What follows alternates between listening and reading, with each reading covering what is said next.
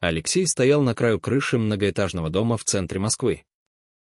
Ветер хлестал по лицу. А внизу сновали машины. Как муравьи. В тот миг, когда он сделал шаг вперед, его рука дрогнула. И вместо падения он услышал крик Дмитрия, который вбежал на крышу и схватил его за рукав.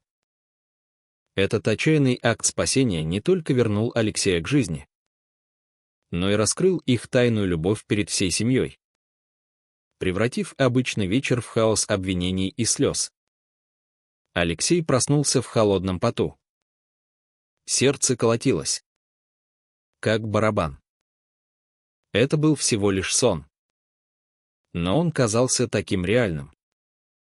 Он оглянулся. Комната в старой московской квартире, где он жил с родителями, была тихой. Только тикали часы на стене. Ему было 25 лет. Он работал инженером в небольшой фирме, проектируя мосты и дороги. Но внутри него бушевала буря, которую он скрывал годами. Дмитрий, его тайный возлюбленный, был художником. На 3 года старше. С огненным темпераментом и талантом, который мог зажечь любую душу.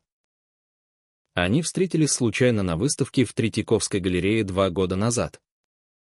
И с тех пор их жизни переплелись в паутину секретов и страсти. Но сегодня все должно было измениться. Алексей знал, что отец, строгий полковник в отставке, никогда не примет его таким, какой он есть. Мать, учительница в школе, всегда говорила о семье, внуках, традициях. В России, где общество все еще цепко держится за старые ценности, быть геем значило жить в тени, под постоянным давлением.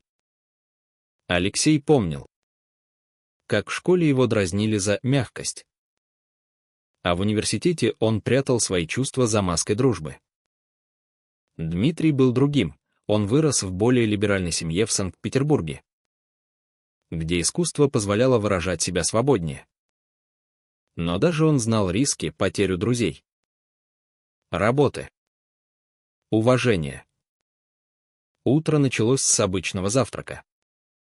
Отец, Иван Петрович, сидел за столом с газетой, хмуро комментируя новости о западных влияниях. Мать, Ольга Ивановна, наливала чай, улыбаясь сыну. «Леша, ты сегодня какой-то бледный. Что-то случилось?» — спросила она. Алексей покачал головой. Но внутри все кипело. Он решил сегодня поговорить с Дмитрием о будущем. Их отношения были полны моментов счастья, прогулки по Арбату, тайные встречи в маленьких кафе, где они могли держаться за руки под столом. Но давление нарастало. Друзья Дмитрия начали подозревать. А сестра Алексея, Мария, однажды увидела их вместе и задала неудобные вопросы. Алексей вышел из дома, направляясь на работу. Москва бурлила, люди спешили по улицам. Метро гудело, как улей. По пути он позвонил Дмитрию. «Нам нужно встретиться вечером».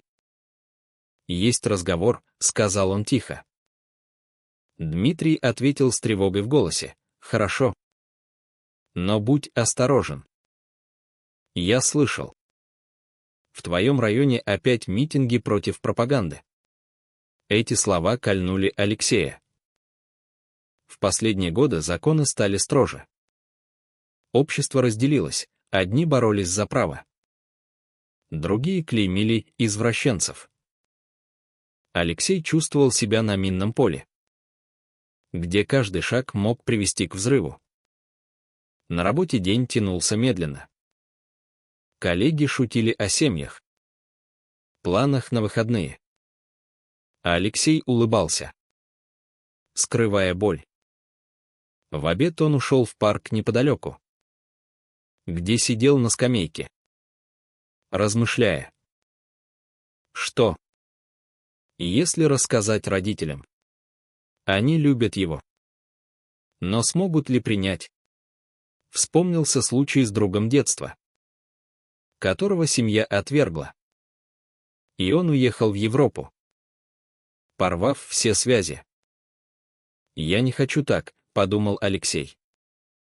Вечером он встретил Дмитрия в маленьком сквере у реки. Они обнялись украдкой, оглядываясь по сторонам. «Что случилось?» — спросил Дмитрий. Его синие глаза блестели от беспокойства. Алексей вздохнул. «Я думаю, нам пора решать. Либо мы вместе открыто, либо точь». Он не смог договорить. Дмитрий взял его за руку. «Я готов на все.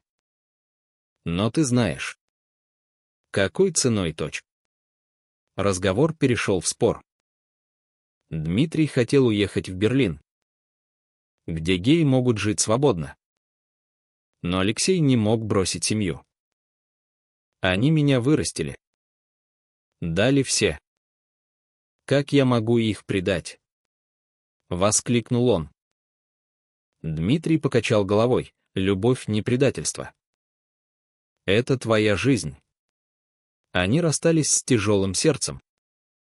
Но Алексей знал, что решение близко. Ночью он не спал, мучаясь сомнениями. Утро принесло новый шок. Отец объявил, что устраивает семейный ужин, чтобы обсудить будущее сына. Сердце Алексея замерло. День на работе был кошмаром. Мысли кружились. Что, если отец знает? Вечером, возвращаясь домой, он увидел плакат на улице «Протест против ЛГБТ». Это подтолкнуло его. «Я скажу сегодня», — решил он. Дома все собрались, родители, сестра с мужем. Стол был накрыт, но атмосфера напряженная. Отец начал: «Леша, мы заметили. Ты изменился. Что-то скрываешь». Алексей сглотнул ком в горле. «Да, папа. Я люблю мужчину». Тишина повисла, как гильотина. Мать заплакала. Отец побагровел. «Что? Это невозможно». Сестра в шоке смотрела на него. Ужин превратился в бурю эмоций, крики, упреки, слезы. Отец кричал о позоре. Мать умоляла вылечиться. Алексей стоял, чувствуя, как мир рушится. В ту ночь он ушел из дома, взяв только рюкзак. Дмитрий ждал его в своей квартире в центре. «Ты сделал это», — сказал он, обнимая. Но радость была смешана с болью. Алексей знал, что потерял семью. И это было только начало. На следующий день звонки от матери. «Вернись, сынок. Мы поговорим». Но отец был непреклонен. Общество шепталось, коллеги косо смотрели. Друзья отводили глаза. Дмитрий поддерживал. Но ему было тяжело, его выставку отменили из-за сомнительной репутации. Месяцы прошли в борьбе. Алексей нашел новую работу. Но зарплата была меньше. Они жили вместе. Но тени прошлого преследовали. Однажды сестра пришла. «Мама болеет от горя. Папа не говорит о тебе-то». Алексей разрывался: любовь к Дмитрию или долг перед семьей. Он выбрал любовь. Но цена была высока у одиночества. Депрессия. Потеря корней. Прошло полгода с того вечера, когда Алексей покинул родной дом. Жизнь с Дмитрием в маленькой квартире на окраине Москвы казалась раем и адом одновременно. Они строили свой мир, вечера за разговорами. Совместные прогулки по паркам, где можно было не прятаться. Но внешний мир не дремал. В России давление на ЛГБТ-сообщество усиливалось, новые законы, митинги, СМИ, клеймящие нетрадиционные отношения. Алексей чувствовал это на себе, на работе шепот за спиной. А однажды коллега открыто сказал: «Ты не с нами. Если так живешь-то». Дмитрий с его артистической душой пытался вдохновлять, он рисовал портреты Алексея, полные нежности. Но эти картины прятали от посторонних глаз. «Мы сильнее вместе», — повторял он. Но внутри Алексея росло сомнение. Он скучал по семье, по маминым пирогам, по отцовским историям о войне, по сестре, которая всегда была опорой. Звонки от Марии стали реже. Но в каждом сквозила боль: папа запретил упоминать тебя. Но мама плачет по ночам. Алексей разрывался между любовью и виной. Однажды вечером, после тяжелого дня, они поссорились. Дмитрий хотел поехать на гей-парад в Питере. Несмотря на риски. «Мы должны бороться», — кричал он. Алексей боялся: а если нас арестуют? Потеряем все. Спор перешел в молчание. А потом в слезы. Наутро Дмитрий уехал один, оставив записку: «Я люблю тебя. Но не могу прятаться вечно». Алексей паниковал: что, если что-то случится? Он следил за новостями, парад разогнали. Аресты. Травмы. Дмитрий вернулся с синяком под глазом. Это ничего. Но мы не одни-то. Это сблизило их. Но трещина появилась. Тем временем семья Алексея переживала свой кризис. Иван Петрович, отец, боролся с гневом. Он вырос в советское время, где такие вещи не обсуждались. Но, видя страдания жены, он начал сомневаться. Ольга Ивановна ходила в церковь, молясь за сына. Но священник сказал: грех. Но любовь Бога выше. Мария, сестра, тайком встречалась с Алексеем, передавая новости. Папа читает статьи о геях. Может изменится, шептала она. Но пока что дом был полон тишины. Алексей решил сделать шаг, написал письмо отцу. «Папа, я не изменился. Я все тот же сын, который любит вас. Но я люблю Дмитрия. И это часть меня». Ответа не было неделями. Наконец. Пришел: «Не пиши больше. Ты мертв для меня-то». Эти слова ранили глубже ножа. Алексей впал в депрессию. Перестал есть, работать. Дмитрий ухаживал за ним. Но сам устал, его искусство не продавалось. Друзья отвернулись. «Может, уедем?» — предложил он. Алексей кивнул. Но внутри знал, бегство не решит проблем. Вскоре пришел новый удар. На работе Алексея вызвал начальник: «Мы слышали слухи. Фирма не может рисковать репутацией. Увольнение. Без работы. С долгами. Они еле сводили концы с концами. Дмитрий подрабатывал репетитором. Но это было унизительно для художника. В один вечер, сидя на кухне, Алексей сказал: «Может. Это ошибка. Может. Я должен вернуться. Притвориться». Дмитрий ярости. Притворяться. Это предательство нас. Они кричали, обвиняя друг друга.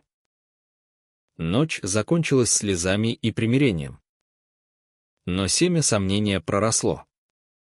Мария принесла новости: мать в больнице. Сердечный приступ от стресса. «Она зовет тебя», — сказала сестра. Алексей помчался.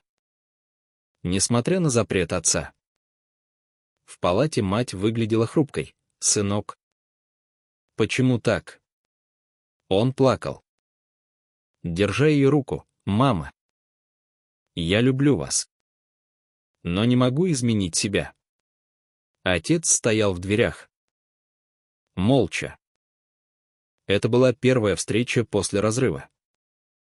Иван Петрович не сказал ни слова. Но в глазах мелькнуло что-то новое, не гнев, а конфьюжн. После этого Алексей вернулся к Дмитрию. Полный смешанных чувств. «Они нуждаются во мне», — сказал он. Дмитрий кивнул: «но и я нуждаюсь». Баланс был хрупок. Общество давило, в новостях аресты активистов. В соцсетях хейт. Друзья Дмитрия предложили помочь организовать выставку за границей. «Это шанс», — сказал Дмитрий. Алексей согласился. Но с тревогой. Подготовка заняла недели, картины, визы, планы. Но в последний момент виза Алексея была отклонена, подозрительные связи. Это сломало его. Почему нас преследуют? Кризис достиг пика. Дмитрий уехал один на выставку в Берлин, обещая вернуться. Алексей остался в Москве. Одинокий. Звонки от семьи: мать выздоравливает. Отец молчит. Он встретился с Марией, папа говорит с психологом. Может. Поймет то. Надежда теплилась. Но боль была сильна. В отсутствие Дмитрия Алексей размышлял о выборе: любовь или семья. Он знал, что цена высока за любое решение. Дмитрий вернулся из Берлина через месяц. Полный энтузиазма. Выставка удалась, картины проданы. Новые контакты. «Мы можем переехать», — воскликнул он, обнимая Алексея. Но Алексей изменился, одиночество подточило его. «А семья? Я не могу их бросить», — ответил он. Спор разгорелся вновь. Дмитрий обвинил: «Ты всегда выбираешь их». Алексей кричал: «А ты свою свободу». Они расстались в гневе. Дмитрий ушел к друзьям. Алексей остался один, мучаясь. Он пошел к психологу тайно. В клинике для ЛГБТ. Там он встретил других, истории похожие. Полные боли. Выбор — это не предательство, а самосохранение, сказал терапевт. Это дало силы. Он позвонил отцу: «Папа, давай поговорим». Иван Петрович согласился на встречу в кафе. Атмосфера была напряженной. Отец начал: «Ты разрушил нашу семью». Алексей ответил: «Нет, папа. Я просто живу своей жизнью». Разговор длился часы, слезы, воспоминания, аргументы. Отец признался: «Я боюсь за тебя. Общество не примет». Но в конце он сказал: «Приходи домой». Но без него. Это был ультиматум. Алексей разрывался. Он встретил Дмитрия, отец завет. Но без тебя. Дмитрий в шоке, значит. Выбирай. Алексей не смог, дай время. Но время играло против. Мать вышла из больницы. Семья ждала. Дмитрий нашел новую работу в галерее. Но там требовали нормальности. «Я не могу прятаться», — сказал он. Они решили пожить отдельно, пробный разрыв. Алексей вернулся домой. Родители встретили с облегчением. Но напряжение висело. Отец избегал тем. Мать спрашивала о лечении. Сестра поддерживала: борись за себя. Но без Дмитрия жизнь была пустой. Он звонил ему тайком. Встречи украдкой. Это было предательством обоих миров. Общество добавляло масла, на работе новый босс — гомофоб. Коллеги шутили. Алексей молчал. Но внутри кипело. Однажды Дмитрий позвонил: «У меня выставка в Москве. Приди». Алексей пошел. Рискуя. Там он увидел картины и их история в красках: любовь, боль, борьба. Толпа аплодировала. Но среди гостей был знакомый отца. На следующий день скандал, отец узнал. «Ты солгал!» — кричал он. Алексей ушел снова. К Дмитрию. «Я выбираю тебя», — сказал он. Но Дмитрий изменился, в Берлине он встретил кого-то. «Это ничего. Но я устал ждать», — признался он. Предательство ударило. Как молния. Алексей в ярости: «Ты предал нас». Ссора перешла в драму, обвинение. Слезы. Они расстались окончательно.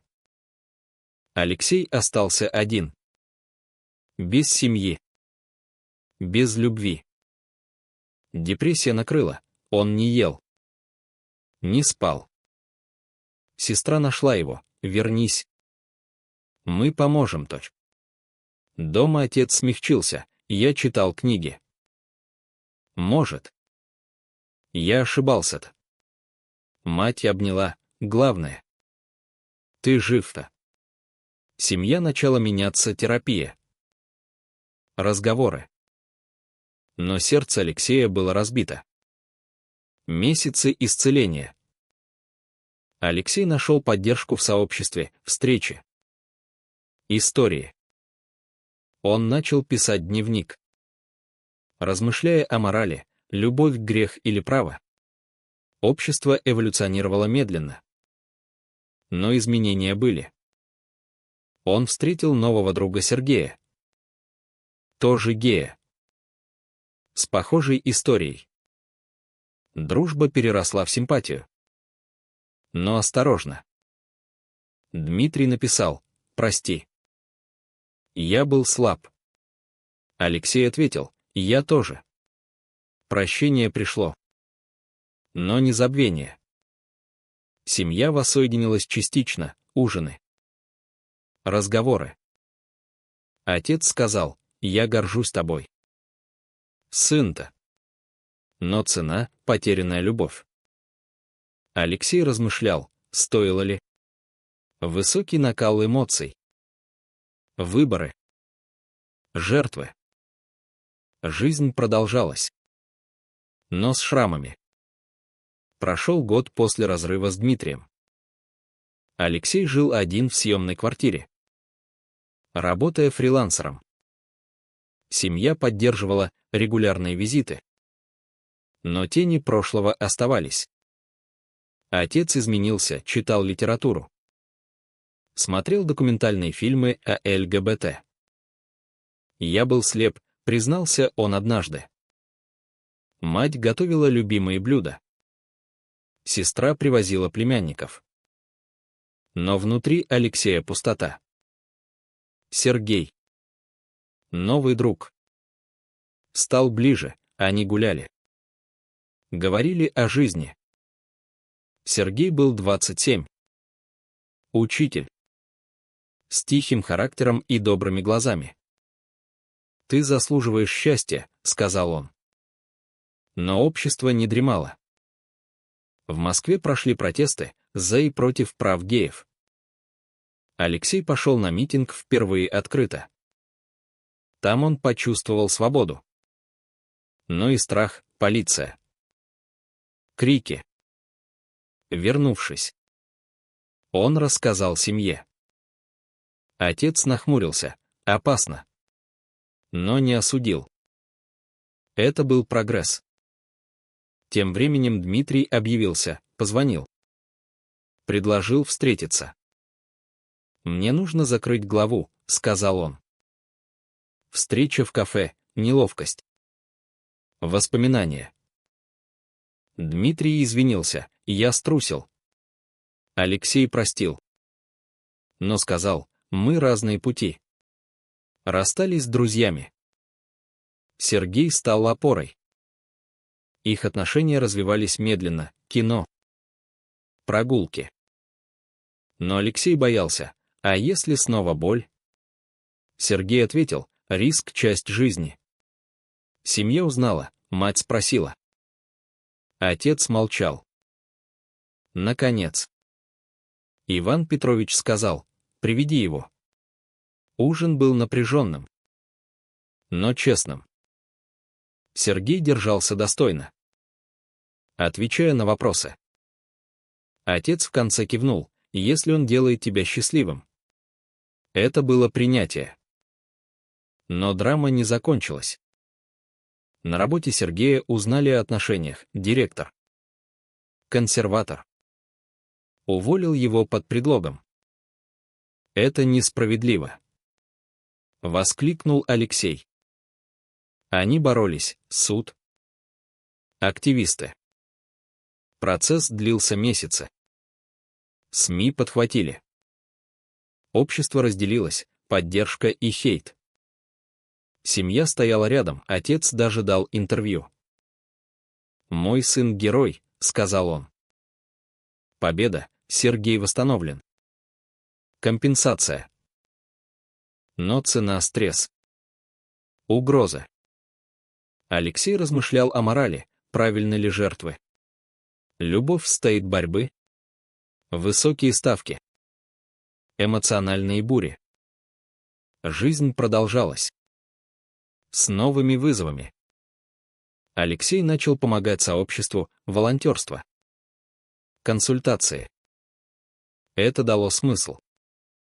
Сергей поддерживал. Их любовь крепла. Но прошлое напоминало письмо от Дмитрия с новостями о его жизни в Европе. «Я счастлив», — писал он. Алексей улыбнулся, и я. Семья эволюционировала, совместные поездки. Разговоры о будущем. Отец сказал, я ошибался в многом. Мать обняла, главное твоя улыбка. Но новый конфликт, сестра забеременела. И муж ее. Консерватор. Узнал о Алексее. Не хочу. Чтобы дети знали такого дядю, сказал он. Мария в слезах, он мой брат. Семья разделилась. Алексей встретился с зятем, спор. Аргументы. «Ты не понимаешь», — кричал зять. Но в конце смягчился, докажи. Что ты нормальный-то. Это обидело. Но Алексей выдержал ради сестры. Рождение племянника сблизило, Кристины. Где все были вместе. Общество менялось, новые законы. Дискуссии. Алексей участвовал в дебатах. Рискуя. Однажды угроза, анонимные письма. Страх. Но поддержка семьи.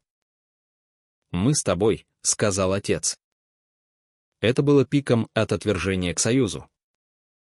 Любовь с Сергеем расцветала, планы на будущее. Возможно. Усыновление. Но вопросы оставались, правильны ли выборы. Сергей и Алексей решили жить вместе. Квартира в центре. Полная тепла. Семья посетила, одобрение. Но вызовы продолжались. В России волна анти-ЛГБТ. Митинги. Алексей активист, речи. Статьи. Риски росли, слежка. Угрозы. Однажды нападение, в парке. Хулиганы. Синяки. Больница. Семья в шоке, мать плакала. Отец в ярости. «Я защищу тебя», — сказал он. Полиция не помогла, сами виноваты. Это подтолкнуло к эмиграции. Может. В Канаду. Предложил Сергей. Алексей колебался, а семья? Разговоры длились. Отец сказал: уезжай. Если нужно. Но возвращайся. Мать в слезах: не бросай нас. Выбор тяжел, свобода или корни. Дмитрий позвонил: я уехал, не жалею. Это помогло. Виза. Сборы. Но в последний момент и арест активистов. Включая друга. Алексей отложил: не могу бежать. Сергей поддержал: вместе боремся. Новый поворот. Отец присоединился к поддержке митинг. Речь. Мой сын научил меня. СМИ подхватили: герой. Но бэклэш, угроза семье. Дом под охраной. Страх. Цена высока, бессонные ночи. Пернойр. Алексей размышлял, стоит ли. Моральные дилеммы: предать идеалы или рисковать близкими. Кульминация: большой митинг в Москве. Алексей на сцене. Речь о любви. Толпа. Полиция. Разгон. Арест. В тюрьме часы раздумий. Семья боролась за освобождение. Сергей ждал. Выход: герой. Но сломленный. «Довольно», — сказал он. Решение: уехать. Прощание с семьей, слезы. Обещание. «Мы приедем», — сказал отец. В аэропорту и новое начало. Но вопросы: правильный ли выбор? В новой стране. В Торонто. Жизнь началась заново. Свобода, свадьба с Сергеем. Друзья. Работа. Но ностальгия мучила. Звонки семье: все хорошо. Но расстояние. Отец посетил: горжусь. Мать приехала на праздник. Но Россия звала: новости о изменениях. Надежда. Алексей писал книгу о своей истории, драма. Борьба. Уроки.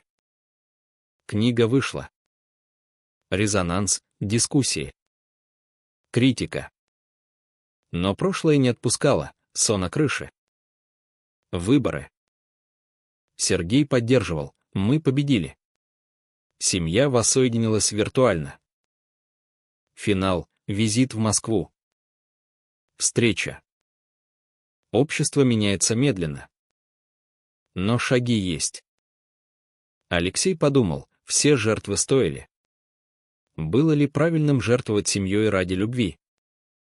Или любовь должна уступать традициям?